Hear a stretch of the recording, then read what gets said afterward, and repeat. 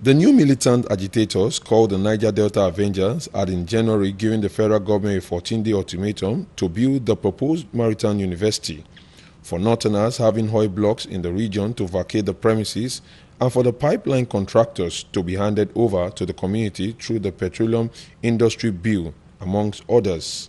The silence on the part of government led to multiple attacks carried out on oil installations in the region. But in the wake of a series of attacks on Niger Delta oil installation and an increase in oil theft, military and special task forces were later deployed to protect key assets in the area. Even with President Muhammadu Buhari's threat to deal with the militant group, they did not stop the bombing of the oil installation. The Delta State Deputy Governor and youth from the region had condemned the constant attack. If the militants and vandals are testing our resolve, they are much mistaken.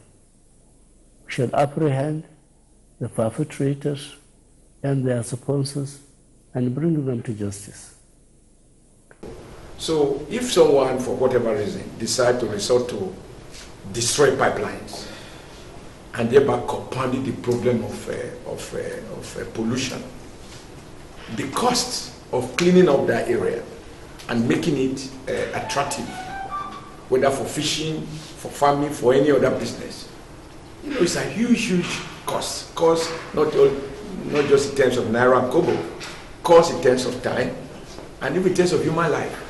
To be an appeal to our brothers and sisters, if anybody is involved, should please desist from so doing, as it's not going to do us well. We will not encourage bombing. I think people masquerading themselves, becoming invisible to destroy our pipelines is not the way forward.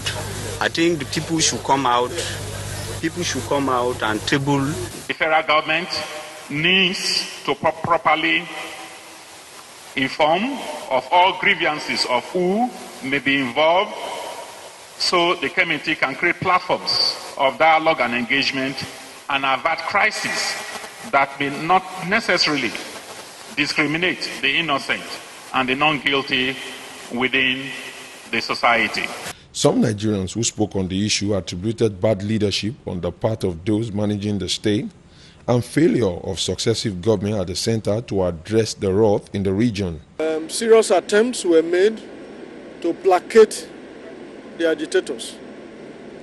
But the overriding factors that led to the insurgency in the first place are still very much prevalent.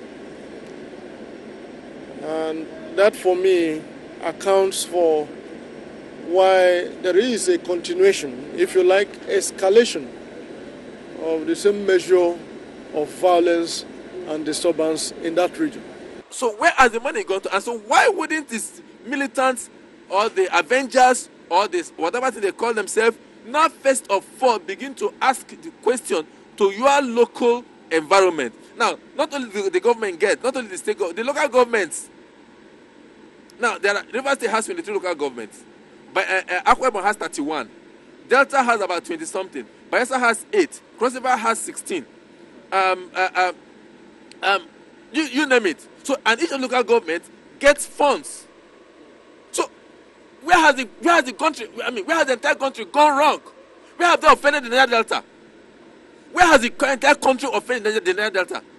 Their son, our son, was the president for 5 years, 3 months.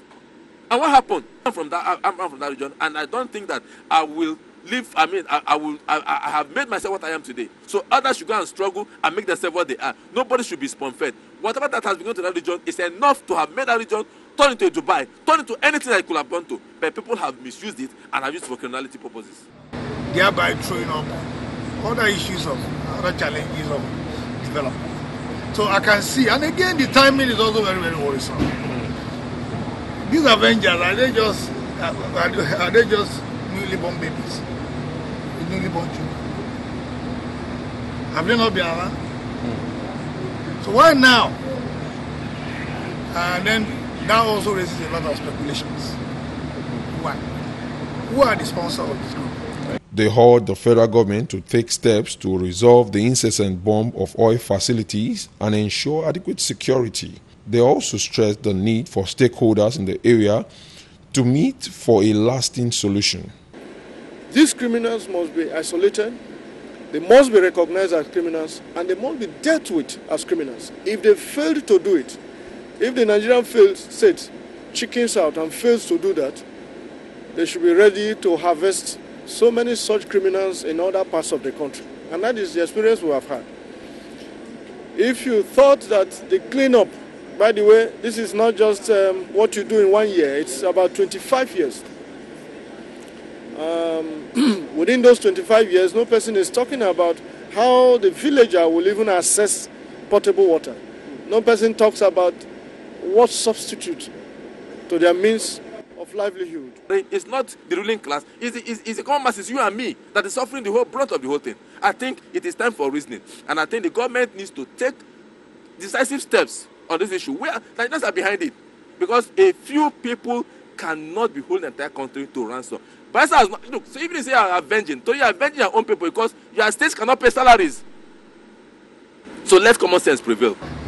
Beyond all of this that we are talking about, we should not underestimate their capacity. Okay. That's why I'm saying our government should immediately do something. And what can government do? I want government to immediately engage the critical stakeholders in the Niger Delta into very cohesive dialogue.